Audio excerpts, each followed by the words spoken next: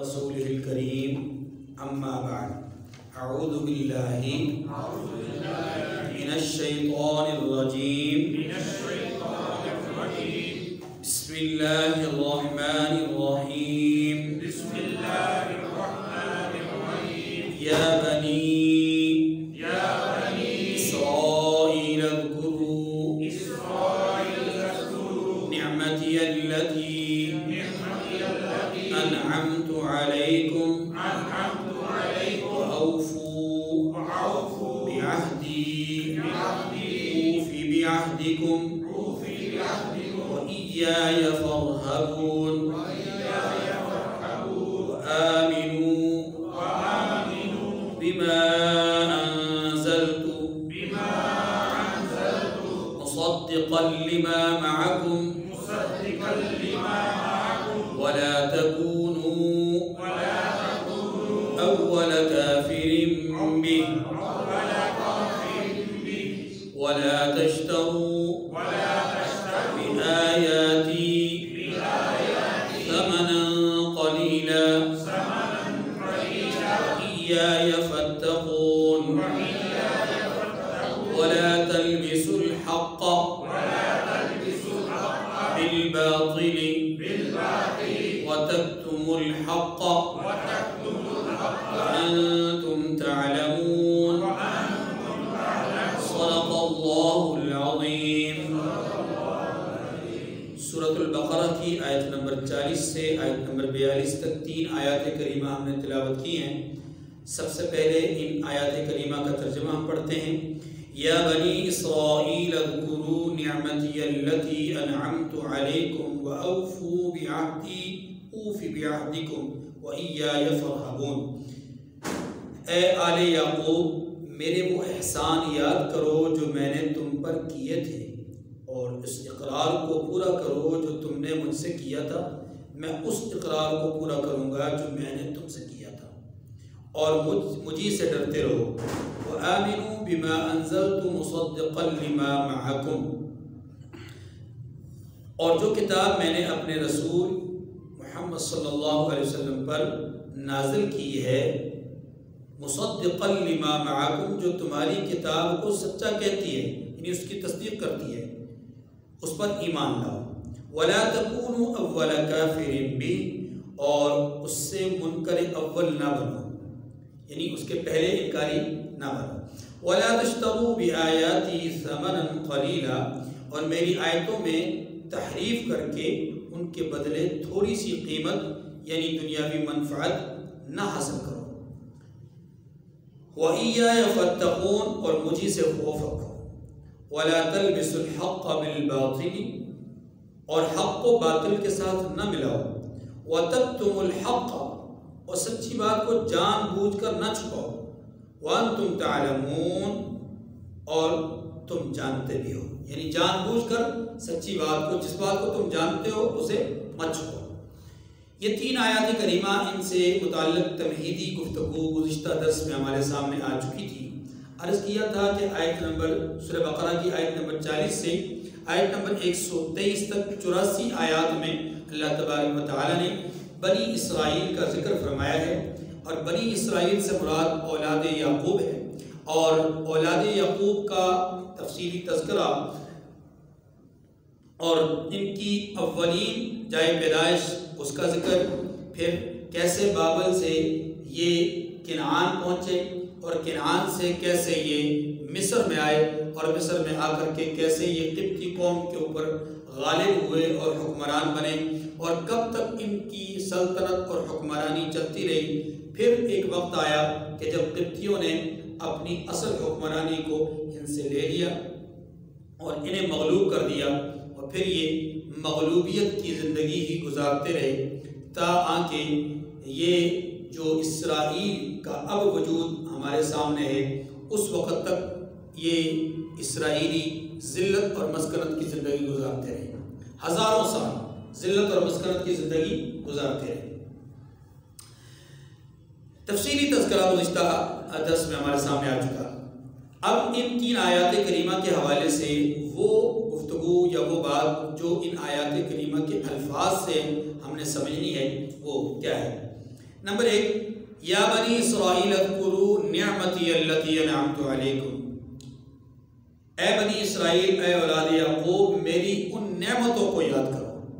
نعمت اس کی جمع انعامات یا نعم، یہاں پر اس نعمت کو واحد ذکر کیا تو کیا اللہ تبارک و تعالیٰ نے بنی اسرائیل پر ایک ہی نعمت نازل فرمائی تھی، ایک ہی نعمت سے ان کو نوازا تھا؟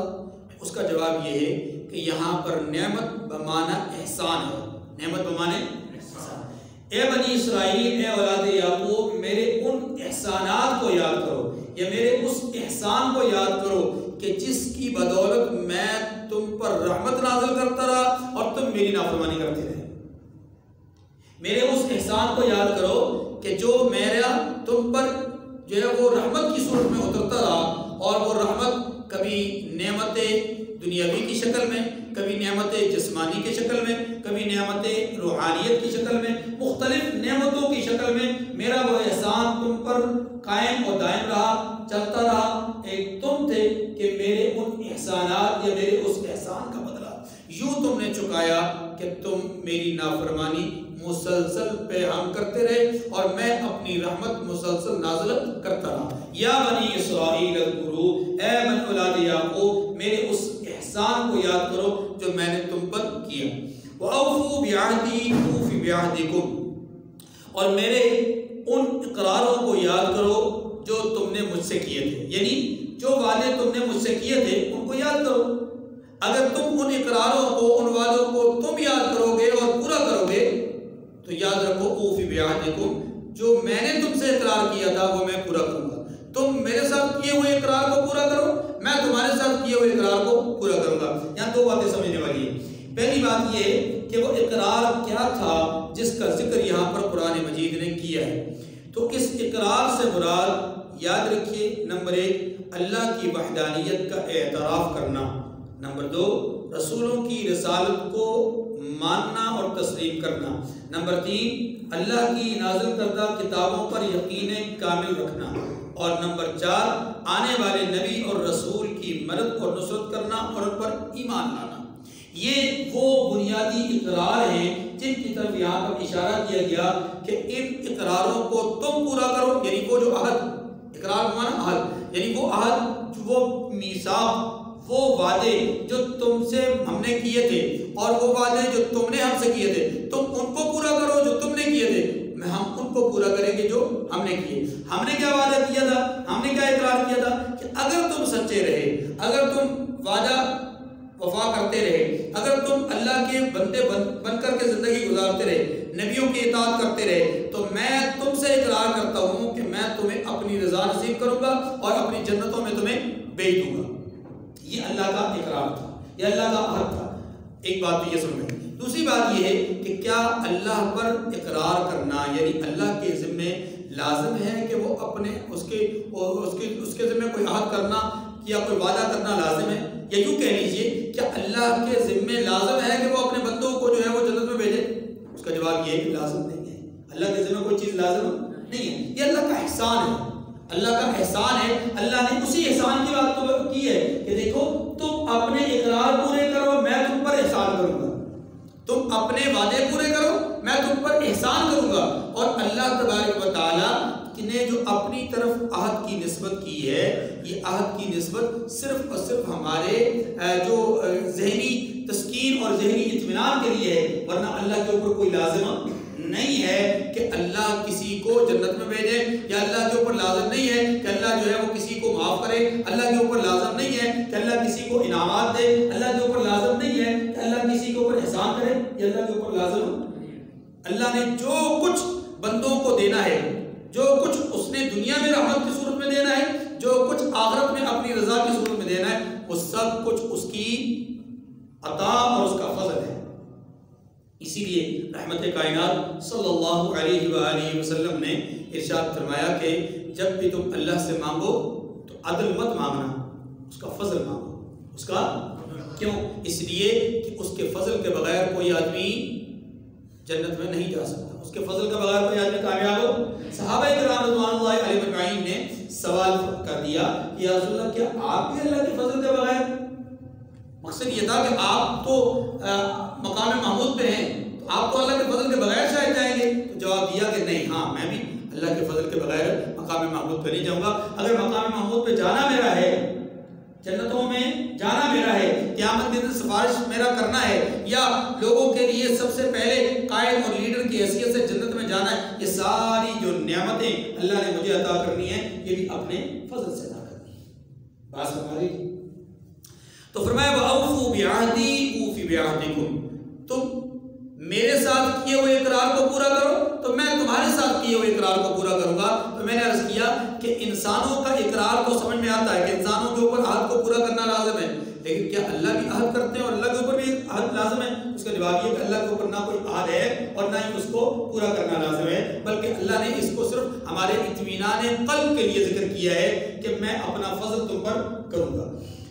وَإِيَّايَ فَارْهَبُونَ، اور یہ بات ارشاد فرمائی کہ مجھے سے ڈرتے رہو. دیکھیے یہاں یہ بات سمجھ لیجئے کہ 3 قسم کے لفظ ایسے ہیں کہ جو ڈرنے کے معنی میں استعمال ہوتے ہیں. رہبت فرحبون جس سے ہے، خشیت اور تیسرا تقوی.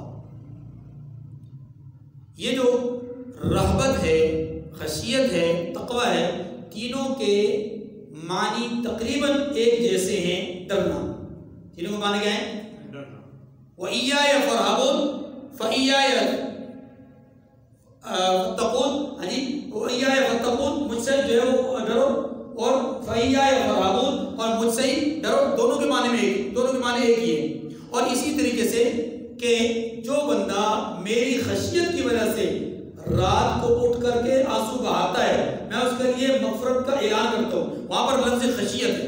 تو ڈر، خوف کے معنی یہ رہبت میں بھی ہے، خشیت میں بھی ہے، تقوی میں بھی ہے. تو تینوں میں فرق کیا ہے؟ آخر الفاظ الگ الگ ہیں تو ان میں کچھ نہ کچھ تو فرق ہوگا. اس فرق کو سمجھنے کی کوشش کیجیے گا. نمبر 1، جو کسی کی عظمت اور جلال کو یاد کر کے جو کیفیت انسان کے اندر پیدا ہوتی ہے اس کیفیت کا نام ہے رہبت. کسی عظمت اور شان والی ذات کی عظمت اور جلال کو یاد کر کے بڑا عظیم ہے، بہت اس سے بڑا کوئی نہیں، اتنی عظیم ہستی. جب انسان اس تصور کے ساتھ، اس یاد کے ساتھ کسی ذات کو یاد کرتا ہے، کسی ذات کے حوالے سے کوئی تصور قائم کرتا ہے، تو اس تصور کے بعد جو کیفیت انسان کے اندر پیدا ہوتی ہے نا، اس کیفیت کو کہتے ہیں رہبت، یعنی ڈر نہیں پیدا ہوتا ہے، خوف پیدا ہوتا ہے. اچھا، یہی کیفیت تھوڑی سی اور آگے بڑھ جاتی ہے، اور وہ کیا ہے کہ جب اس تصور کے ساتھ انسان اپنے اندر خوف محسوس کرتا ہے تو اس خوف کے محسوس ہو جانے کے بعد، اس خوف کے جو کسی ذات کی عظمت اور جلال کے یاد آنے کے بعد جو خوف پیدا ہوتا ہے، اس خوف کے محسوس ہونے کے بعد اب جو انسان اپنے آپ کو چھوٹا محسوس کرتا ہے، اس کی ذات کو عظیم سمجھتے ہوئے خود اپنے آپ کو عاجز، کمزور، بے بس اور وہ چھوٹا سا محسوس کرتا ہے، وہ جو عاجزی اور وہ جو بے بسی کی کیفیت انسان کے اندر پیدا ہوتی ہے، اسی کا نام ہے خشیت. اس کا نام کیا ہے؟ خشیت. وہ جو پہلے روب کی کیفیت پیدا ہوئی، اس کے بعد اب ڈر کی کیفیت پیدا ہو رہی ہے. میں تو بہت چھوٹا ہوں، وہ تو بہت بڑا ہے، جب چاہے جس وقت چاہیں مجھے پکڑ لیں، جب چاہیں جس وقت چاہیں مجھے جو ہے وہ مجھ سے انتقام لے لیں، جب چاہیں جس وقت چاہیں مجھ پر اپنا فضل فرما لیں. یعنی وہ فضل بھی کر سکتے ہیں اور پکڑ بھی سکتے ہیں. یہ جو کیفیات ہیں، یہ کیفیات بدلتی ہیں. پہلی کیفیت انسان کے اندر جو روب پیدا ہوتا ہے اس کا نام رہبت، اور اس روب کی وجہ سے جو انسان کے اندر عاجزی اور بے بسی اور کمزوری پیدا ہوتی ہے، یہ اپنے آپ کو تذلل کا وہ شکار کرتا ہے. اس کیفیت کو کیا کہتے ہیں؟ خشیت. اچھا، اس کے بعد اس کو بڑا جانتے ہوئے خوف پیدا ہوا، اپنے آپ کو چھوٹا جانتے ہوئے خشیت، ایک اور خوف پیدا ہوا. ان دونوں خوفوں کے بعد اب انسان کیا کرتا ہے کہ ڈرتا ہے کہ میں اس کی نافرمانی کروں. اس کی نافرمانی سے کیا کرتا ہے؟ ڈرتا ہے. اب اس کی نافرمانی سے ڈرتے ہوئے اس نے جن کاموں سے روکا ہے ان سے اور جن جن کاموں کے کرنے کا اس نے کہا ہے ان کو کرنا شروع ہو جاتا ہے. یہ اوامر کو بجا لانا اور نواہی سے بچنا یہ تقویٰ ہے. یہ کیا ہے؟ بس مانگی یہ کیفیت ہے، درجات ہے. تو گویا اللہ تک پہنچنے کے لیے پہلے رغبت آتی ہے انسان میں. رغبت کا لازمی نتیجہ ہے، جب وہ کیفیت پیدا ہوتی ہے لازمی نتیجہ ہے کہ پھر انسان کے دل میں خدا خوفی پیدا ہوتی ہے، خشیت پیدا ہوتی ہے، اور اس خشیت کی بنیاد پر انسان نافرمانیوں سے بچتا ہے اور اچھے کام کرنا شروع ہو جاتا ہے. تو اس لیے فرمایا وَإِيَّايَ فَارْهَبُونَ، اور اگلی آیت کے آخر میں فرمایا وَإِيَّايَ فَاتَّقُونَ. دونوں کو معنی ایک ہی ہے. فرمایا وَإِيَّايَ فَارْهَبُونَ، اور مجھے سے ڈرتے رہو. وَآمِنُوا بِمَا أَنزَلْتُ مُصَدِّقًا لِمَا مَعَكُمْ وَلَا تَكُونُوا أَوَّلَ كَافِرٍ بِهِ. اس آیت کریمہ کو سمجھنے سے پہلے تھوڑا سا پس منظر سمجھیے گا. رسول اللہ صلی اللہ علیہ وسلم مکہ مکرمہ سے جب مدینہ منورہ تشریف لے گئے تو آپ کی مدینہ منورہ میں آمد سے پہلے یہود مدینہ ایک عرصہ دراز سے قسمیں کھایا کرتے تھے کہ جب بھی وہ آخری نبی آئیں گے ہم اس نبی کے پہلے ماننے والوں میں سے ہوں گے، اس نبی کے اولین ماننے والوں میں سے ہم ہوں گے. جب وہ نبی دنیا میں تشریف لائیں گے تو ہم وہ اولین لوگ ہوں گے جو اس نبی کو مانیں گے. اب جب کہ وہ نبی تشریف لے آئے، جب وہ نبی مبعوث ہو گئے، ان کی نشانیاں ظاہر ہو گئی، ان کی علامات کلیئر ہو گئی ان کے سامنے کہ یہ وہی نبی ہیں. تو اس کے بعد انہوں نے کیا کیا؟ حسدا من عند انفسہم، حسد کی بنیاد پر، تکبر کی بنیاد پر اعراض کیا اور نبی علیہ السلام کی نبوت کا انکار کر دیا. بس اب اللہ تبارک و تعالیٰ نے یہاں پر دو قسم کی باتیں فرمائی ہیں اس آیت کریمہ میں. ایک بات یہ ارشاد فرمائی ہے کہ دیکھو پہلے تم قسمیں کھایا کرتے تھے کہ تم اس نبی پر ایمان لاؤ گے. اب جب وہ نبی تشریف لے آئے تو تمہیں چاہیے کہ اس پر ایمان لاؤ. کیوں؟ اس لیے کہ تم اگر ایمان لاؤ گے تو تم اپنی کتاب پر ایمان لانے میں سچے ہوگے. بات ضرور سمجھے گا، تھوڑی سی باری بات. اگر تم ان پر ایمان لاؤ گے تو اپنی کتاب پر ایمان لانے میں سچے ثابت ہوگے. اگر ان پر ایمان نہیں لاؤ گے تو تم اپنی کتاب پر ایمان لانے میں سچے ثابت ہو. کیوں؟ اس لیے کہ تمہاری کتاب نے بتلایا کہ یہ نبی آنے والے ہیں، تمہاری کتاب نے بتلایا کہ یہ ایک کتاب اترنے والی ہے. اب جب وہ کتاب بھی آ گئی، وہ رسول بھی آ گئے، تو اب تمہاری کتاب جس بات کی پہلے سے وضاحت کر رہی تھی اب اس بات کو ماننا تمہارے لیے ضروری ہے. اگر تم نہیں مانو گے اس کا مطلب یہ کہ تم نے اپنی کتاب کو جھٹلا دیا اور اپنے ہی نبی کو جھٹلا دیا، اپنے ہی نبی کو اور اپنی کتاب کو. کیوں؟ اس لیے کہ اگر تم نہیں مانتے تو تم نے گویا اس کتاب کی اور اس نبی کی بتلائی ہوئی بات کو پورا نہیں کیا، کیونکہ وہ نبی تو آ چکے، وہ کتاب تو آ چکی. اور دوسری بات یہ ارشاد فرمائی کہ دیکھو اس لیے بھی ماننا ضروری ہے کہ یہ جو نبی ہیں، یہ جو رسول ہیں اور ان کے پاس جو کتاب موجود ہے، یہ نبی پچھلے انبیاء کی تعریف کرتے ہیں، ان کی شان بیان کرتے ہیں، ان کی توصیف بیان کرتے ہیں اور ان کے حوالے سے اپنے ماننے والوں کو ایمان لانے کا کہتے ہیں کہ پچھلے تمام انبیاء کو مانو. اور وہ جو کتاب ان کے ہاتھ میں ہے اس کتاب کی یہ صفت ہے کہ وہ کتاب تمہاری کتاب کی تصدیق کر رہی ہے. لہذا اس وجہ سے بھی ماننا ضروری ہے کہ تمہاری کتاب کی تصدیق کرنے والی وہ کتاب اور تمہارے نبیوں کی ذات کو، شان کو بڑھانے والے اور شان کو بتانے والے یہ نبی. تو دونوں لحاظ سے اگر اپنی کتاب کو دیکھو اس لحاظ سے کہ اس نے علامات ظاہر کی تھی، بتائی تھی، اس وجہ سے ماننا بھی ضروری ہے. اور اگر اس لحاظ سے دیکھو کہ آنے والے نبی اور کتاب نے تمہارے نبی اور تمہاری کتابوں کی تصدیق کی ہے، اس لحاظ سے ماننا بھی ضروری ہے. تو دونوں پہلوؤں کے اعتبار سے اگر تو غور کرو تو یہ نبی اور یہ کتاب ماننے والے ہیں، ان کو مانا جائے، ان کو جھٹلایا نہ جائے، ان کو جھٹلایا اب ان کو اگر تم جھٹلاؤ گے تو یاد رکھو کہ تم اہل کتاب میں سے وہ پہلے گروہ ہوگے، پہلے طبقے ہوگے یا پہلے لوگ ہوگے جنہوں نے کتاب اللہ کو جھٹلا دیا، جنہوں نے رسول اللہ کو جھٹلا دیا. تو تمہارے بعد جتنے لوگ جھٹلانے والے ہوں گے سب کا گناہ تمہیں ملے گا، سب کا گناہ تمہیں ملے گا. کیوں؟ اس لیے کہ تم اہل کتاب تھے، اور اہل کتاب کا رسول اللہ کو جھٹلانا یعنی صاحب علم لوگوں کا رسول اللہ کو جھٹلانا، یہ اس بات کی دیکھیں نا، ایک کام جو کہ ایک عالم کرے، ایک کام جو کہ ایک غیر عالم کرے، تو غیر عالم کا کام حجت نہیں ہوتا، دلیل نہیں ہوتا. لیکن اگر عالم کوئی کام کر لے تو وہ کیا ہوتا ہے؟ حجت بن جاتا ہے لوگوں کی نظر میں. اگرچہ شرع وہ حجت نہیں ہوتا، شریعت کے مطابق وہ حجت نہیں ہوتا. شریعت کے مطابق عالم اور غیر عالم دونوں ایک انسان ہیں، دونوں سے غلطی ممکن ہو سکتی ہے. لیکن یاد رکھیے عوامی حلقے میں، عوام میں عالم کا کیا ہوا کام لوگوں کے لیے حجت بنا کرتا ہے. اگر عالم کوئی غلط کام کرے گا تو لوگ اس کو حجت بنائیں گے. اس لیے یہاں اللہ تبارک و تعالیٰ نے یہ بات ارشاد فرمائی کہ اے یہود مدینہ، تم اہل کتاب ہو، رسول اللہ تشریف لے آئے، اب ان پر اور ان پر نازل ہونے والی کتاب پر ایمان لے آؤ. اگر تم ایمان نہیں لاؤ گے تو یاد رکھو کہ تم اولین کافر بن جاؤ گے.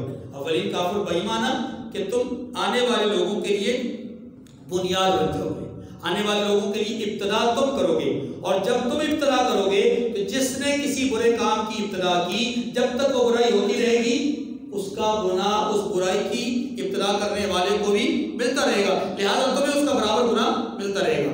اور اس لیے بھی ارشاد فرمایا کہ دیکھو اگر تم انکار کرو گے تو تمہارے انکار کرنے کے نتیجے میں اطراف اور اکناف کے دوسرے لوگ حجت بنا لیں گے کہ اہل کتاب نے انکار کر دیا، لہذا ہمارا تو انکار کرنا بنتا ہے. اس لیے فرمایا وَآمِنُوا بِمَا أَنزَلْتُ مُصَدِّقًا لِمَا مَعَكُمْ، اور جو کتاب میں نے اپنے رسول محمد صلی اللہ علیہ وسلم پر نازل کی ہے، جو تمہاری کتاب تورات کو سچا کہتی ہے، مصدقا لما معکم، تمہارے پاس جو کتاب ہے اس کی تصدیق کرتی ہے. اس پر ایمان لاؤ. ولا تکونوا اول کافر بہ، اور اس سے منکر اول نہ بنو، یعنی اس کے اولین منکرین میں سے نہ بنو. یہاں دیکھیے ایک سوال پیدا ہوتا ہے، اور وہ سوال یہ ہے سمجھنے کے لیے کہ رسول اللہ صلی اللہ علیہ وسلم نے تو مکہ مکرمہ میں 13 سال گزارے، تو اولین منکر تو مکہ مکرمہ کے مشرکین تھے کہ نہیں؟ یعنی قرآن پاک جب نازل ہوا تو اول منکر کون تھے؟ مشرکین مکہ. یہاں اللہ تبارک و تعالیٰ یہودی مدینہ کو کہہ رہے ہیں کہ اولین منکر مت بنو، تو بات کچھ سمجھ میں نہیں ہے. تو اس کا جواب یہ ہے کہ دیکھیں یہاں جو مشرکین یہود مدینہ کو کہا گیا کہ اولین منکر نہ بنو، اس کی وجہ یہی ہے کہ وہ اہل کتاب ہیں، تو دوسرے تمام لوگ یا دوسرے تمام اہل کتاب جو انکار کریں گے تو اس انکار کی بنیاد یہ اہل کتاب بنے گے. اور یہ بات بھی ذہن نشین فرما لیجیے کہ مدینہ منورہ کے اندر اس زمانے کے جو یہود میں بڑے بڑے علماء تھے وہ مدینہ منورہ کے اندر تھے. یعنی یوں کہہ لیجیے کہ 10 چوٹی کے علماء، یہود کے 10 بڑے بزرگ چوٹی کے علماء وہ کہاں تھے؟ مدینہ منورہ کے اندر تھے. ان میں سے صرف ایک یہودی عالم وہ مسلمان ہوئے تھے اور ان کا نام حضرت سیدنا عبداللہ ابن سلام رضی اللہ تعالی عنہ تھا. باقی 9 سارے کے سارے کیا رہے؟ کافر ہی رہے. اللہ تعالیٰ نے یہ ارشاد فرمایا کہ اولین کافر مت بنو، یعنی تم اے اہل کتاب تم دوسرے اہل کتاب کے لیے بنیاد مت بنو. ایک معنی تو یہ. دوسرا معنی یہ ہے کہ ولا تکونوا اول کافر بہ کا مطلب یہ ہے کہ دیکھیے جو مشرکین مکہ نے انکار کیا تھا ان کا انکار جہالت کی وجہ سے تھا. ان کا انکار کس کی وجہ سے تھا؟ اور جہالت کی وجہ سے انکار اور حیثیت رکھتا ہے، علم ہونے کے باوجود انکار کرنا اور حیثیت رکھتا ہے. تو تم انکار کرو گے تو تم علم والوں میں پہلے انکار کرنے والے بنو گے، لہذا اس لحاظ سے تمہارا انکار کرنا مشرکین مکہ کے انکار سے بڑھ کر انکار ہوگا. اس لیے کہا گیا کہ تم اولین منکر مت بنو. وَلَا تَشْتَرُوا بِآيَاتِي ثَمَنًا قَلِيلًا، اور میری آیتوں میں تحریف کر کے ان کے بدلے تھوڑی سی قیمت یعنی دنیاوی نفع نہ اٹھاؤ. یہ توجہ کیجیے گا. وَلَا تَشْتَرُوا بِآيَاتِي ثَمَنًا قَلِيلًا، میری آیات کو تھوڑی سی قیمت کے بدلے میں مت بیچو. آسان لفظوں میں تو جواب سوال اس کا یہ ہے، سوال یہاں یہ بنتا ہے کہ کیا اللہ کی آیات کو بڑی قیمت نہیں زیادہ قیمت کے بدلے میں بیچنا جائز ہے؟ یعنی آیت کریمہ کا بظاہر جو ترجمہ بنتا ہے وہ یہ بنتا ہے کہ تھوڑی قیمت تھوڑے عوض کے بدلے میں میری آیات کو فروخت مت کرو. اس کا بظاہر مطلب یہ بنتا ہے، اس کا بظاہر مطلب یہ بنتا ہے کہ کیا بڑے اور بھاری قیمت اور زیادہ قیمت کے بدلے میں اللہ کی آیات کو بیچنا جائز ہے؟ اس کا جواب یہ ہے کہ نہیں. یہاں یہ مطلب ہے، یہاں ثمن قلیلہ سے مراد تھوڑی قیمت نہیں ہے، یہاں ثمن قلیلہ سے مراد دنیاوی متاع ہے. کیونکہ اللہ تبارک و تعالیٰ نے دنیا کی جو زندگی ہے، دنیا کا جو ساز و سامان ہے، دنیا کی جو عیش و عشرت ہے، اس ساری دنیا کی عیش و عشرت کو کیا کہا گیا؟ قل متاع الدنیا قلیل. اس ساری کائنات میں، اس ساری دنیاوی کائنات میں جتنا کچھ ہے یہ بہت تھوڑا ہے. یہ کیا ہے؟ کس کے بدلے میں؟ آخرت کے بدلے میں. یہاں کی عمریں تھوڑی ہیں، یہاں کی تعداد تھوڑی ہے، یہاں کی نعمتیں تھوڑی ہیں، یہاں کی لذتیں تھوڑی ہیں، یہاں کی فرحتیں تھوڑی ہیں، یہاں کا سکون تھوڑا ہے. یعنی کوئی بھی چیز آپ لے رہے ہیں وہ یہاں کا تھوڑی ہی ہے. اس لیے کہا گیا قل متاع الدنیا قلیل. یہ دنیا کی زندگی بہت تھوڑی ہے، یہ دنیا کا ساز و سامان بہت تھوڑا ہے، دنیا کی عیش و عشرت بہت تھوڑی ہے. یہاں کہا یہ جا رہا ہے کہ وَلَا تَشْتَرُوا بِآيَاتِي ثَمَنًا قَلِيلًا. میری آیات کو دنیا کے عوض مت بیچو. جس دنیا کو تم بہت بڑا سمجھتے ہو، اللہ کے نزدیک وہ ایک مچھر کے پر کے برابر نہیں، حیثیت ہی کوئی نہیں، اس کا درجہ اور رتبہ ہی کوئی نہیں. اس لیے ثمنًا قلیلًا سے مراد یہ نہیں ہے کہ اگر تھوڑے پیسے مل گئے تو مت خریدنا مت بیچنا، اور زیادہ پیسے ملے سونا چاندی ہیرے جواہرات ملے تو بیچ دینا. نہیں، تھوڑا ہو یا زیادہ، تمہیں دنیا میں جو کچھ نظر آ رہا ہے وہ اللہ کے نزدیک تھوڑا ہی ہے، وہ اللہ کے نزدیک. اس لیے یہاں ثمن قلیلہ سے مراد دنیا کا ساز و سامان ہے. یعنی دنیا کے بدلے میں تم اللہ کی آیات کو مت بیچو. اللہ کی آیات تو آئی اس لیے ہے تاکہ تمہیں آخرت دے. اللہ کی آیات تو آئی اس لیے تاکہ آخرت کا نفع تمہیں حاصل ہو. تم نے آخرت کے نفع پر دنیا کے نفع کو ترجیح دی ہے تو یہ درست بات نہیں ہے. یہی سمجھایا جا رہا ہے. وَإِيَّايَ فَاتَّقُونِ، اور مجھے سے خوف رکھو. میں نے پہلے عرض کر دیا کہ رہبت اور خشیت کا معنی اور تقوی کا معنی کیا ہے. آگے فرمایا کہ وَلَا تَلْبِسُوا الْحَقَّ بِالْبَاطِلِ وَتَكْتُمُوا الْحَقَّ وَأَنْتُمْ تَعْلَمُونَ. دو باتیں ارشاد فرمائی گئی. ایک بات یہ ارشاد فرمائی گئی کہ حق کو باطل کے ساتھ ملتبس مت کرو، خلط مت کرو، ملاؤ مت. حق اور باطل کو آپس میں جس کو آپ اپنی عام زبان میں جو آج کل معروف زبان ہے اس میں آپ کہتے ہیں حق اور باطل کا مکسچر مت بناؤ، حق اور باطل کو مکس مت کرو. یعنی حق اور باطل کو ایک دوسرے کے ساتھ خلط مت کرو. ایک حکم تو یہ، اور دوسرا حکم یہ ہے کہ حق کو چھپاؤ مت. دو الگ الگ باتیں. ایک بات تو یہ ہوئی کہ اگر تم سے کوئی بات پوچھی جاتی ہے تو تم حق اور باطل یعنی کسی سامنے پوچھنے والے کی روح رعایت کر کے لگی لپٹی بات مت کرو، دو ٹوک بات کرو، جو سیدھی اور صاف و ستھری بات وہ کرو. آج کے اس دور میں وَلَا تَلْبِسُوا الْحَقَّ بِالْبَاطِلِ کا جو حکم اللہ تعالیٰ نے یہود مدینہ کو دیا تھا نا، آج کے اس دور میں ہم مسلمانوں کے اندر بھی وہی بیماری عام ہو چکی ہے. وہی بیماری عام ہو چکی ہے. ہم سے کوئی مسئلہ پوچھنے آتا ہے، ہم چودھری صاحب کا خیال کرتے ہیں، وہ مسئلے کو ذرا خلط ملط کر کے بیان کر دیتے ہیں. ہم سے کوئی بات پوچھنے آتا ہے تو ہم چودھری صاحب کی رعایت کرتے ہیں، وڈیرے کی رعایت کرتے ہیں، خان صاحب کی اور جاگیردار کی رعایت کرتے ہیں، صاحب ثروت اور مالدار کی رعایت کرتے ہیں. یعنی کوئی غریب آئے تو دو ٹوکر بعد میں کہتے ہیں تیری تو ہوئی نہیں، تیری تو ہوئی نہیں. اور اگر بڑے صاحب تشریف لے آئے تو کہتے ہیں دیکھیں جی اللہ معاف کرنے والے ہیں، ہو گئی ہے، چلیں ٹھیک ہے، گزارا کر لیں، آئندہ خیال رکھیے گا. اس طرح مطلب لگی لپٹی سی بات کرتے ہیں. یہ جو ہمارا مزاج بن گیا ہے، یہی مزاج بڑھتے بڑھتے، یہ تو حق اور باطل نہیں ہے لیکن اس کو بڑھتے بڑھتے پھر ہم کیا کرتے ہیں، پھر ہم جب ہم سے کوئی حق اور باطل کے درمیان فرق کا مسئلہ پوچھتا ہے، جائز اور ناجائز پوچھتا ہے، حلال اور حرام کے درمیان فرق پوچھتا ہے، تو ہم اس وقت پہ فرق نہیں کرتے. یہ ہمارے طبقے کے اندر بہت بڑی کمزوری پیدا ہو گئی ہے. ہمارے طبقے کے اندر بہت بڑی کمزوری پیدا ہو گئی ہے کہ ہم نے اب حق کو باطل کے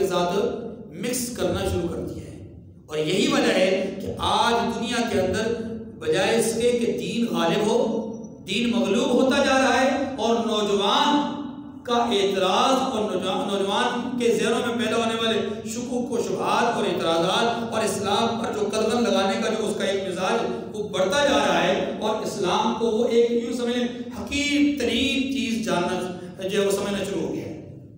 وجہ کیا ہے؟ وجہ ہمارے جیسے لوگوں کی کمزوری ہے۔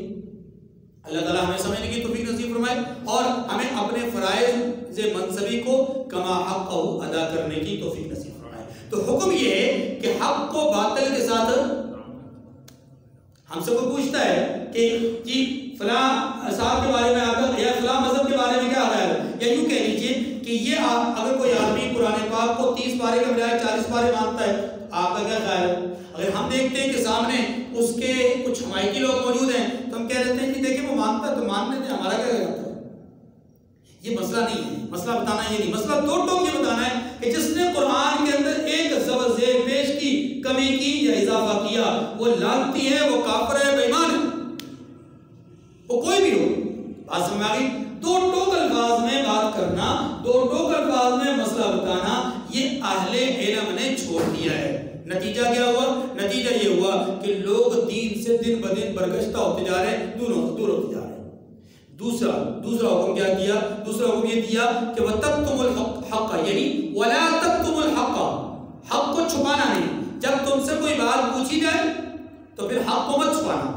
اگر تمہارے سامنے 2 4 5 لوگ ایک ٹاک شو میں بیٹھے ہوئے ہیں یا ویسے کسی مجلس میں بیٹھے ہوئے ہیں، ان میں سے ایک آدمی غلط بیانی کرتا ہے، جھوٹ بولتا ہے اللہ کے رسول پر، اللہ کے رسول کی جماعت پر، یا ازواج مطہرات پر، یا اہل بیت العظام پر، یا کسی نبی پر، یا قرآن پاک کے حوالے سے، یا نماز کے حوالے سے، یا شاعر اسلام کے حوالے سے جھوٹ بولتا ہے، تو 1 2 3 4 لوگ جو اس کے علاوہ بیٹھے ہوئے ہیں، ان میں سے جو صاحب علم ہیں ان کی ذمہ داری ہے کہ وہ برملا کہیں کہ جناب آپ یہاں پر غلط بیانی کر رہے ہیں، آپ یہاں پر جھوٹ بول رہے ہیں، آپ یہاں پر غلط بیانی کر رہے ہیں، اور یہ غلط بیانی اسلام میں جائز نہیں۔ اصل بات تو یہ، اس کے بعد وہ مانے نہ مانے اس کی مرضی، لیکن آپ کا کام تو یہ ہے کہ اپنا فریضہ اور اپنا جو منصب ہے اس کی جو ذمہ داری ہے اس کو پوری طرح سے ادا کریں۔ یہی بات ہے وَتَكْتُمُ الْحَقَّ، اور یہود مدینہ کیا کرتے تھے؟ حق بات کو چھپاتے تھے۔ پہلا کام یہ کرتے تھے حق اور باطل کو خلط ملط کرتے تھے، اور دوسرا کام یہ کرتے تھے کہ حق بات کو چھپاتے تھے۔ اللہ تعالیٰ نے فرمایا کہ دونوں کام مت کرو، وَأَنْتُمْ تَعْلَمُونَ، تم جانتے بھی ہو کہ حق کو باطل کے ساتھ خلط ملط کرنا یہ بھی بہت بڑا گناہ ہے، اور حق کو چھپانا بھی بہت بڑا گناہ ہے۔ تمہاری تورات میں یہ لکھا ہوا ہے، یعنی تم اس بات کے جاننے والے ہو کہ یہ جرم کو معمولی جرم نہیں، بہت بڑا جرم ہے۔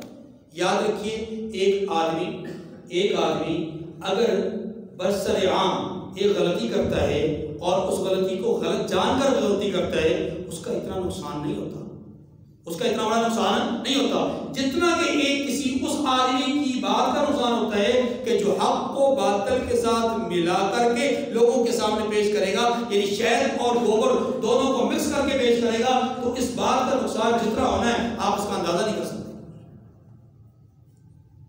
اسی طرح اگر حق بات کو چھپا کر کے پیش کرے گا اس کا بہت بڑا نقصان ہونا ہے۔ اسی لیے فرمایا گیا کہ اے اہل کتاب تم جانتے ہو کہ حق کو چھپانے سے، اسی طریقے سے تم جانتے ہو کہ حق اور باطل کو مکس کرنے سے کیا کیا نقصانات ہو سکتے ہیں، پھر بھی اگر تم یہ کام کرو گے تو تم سے بڑا بیوقوف اور تم سے بڑا اللہ کی نعمتوں کو ٹھکرانے والا اور اللہ کی نعمتوں کو چٹلانے والا کوئی نہیں ہوگا۔ یہ یہود مدینہ کا پہلا جرم تھا کہ حق اور باطل کے درمیان التباس کرنا، حق کو چھپانا، حق اور باتوں کو گڑبڑ کرنا۔ اس کو دوسرے لفظوں میں آپ یوں کہہ سکتے ہیں تحریف کرنا۔ کیا کرنا؟ اللہ تعالیٰ مجھے اور آپ کو سمجھنے کی توفیق نصیب فرمائے۔ وآخر دعوانا ان الحمد للہ رب العالمین۔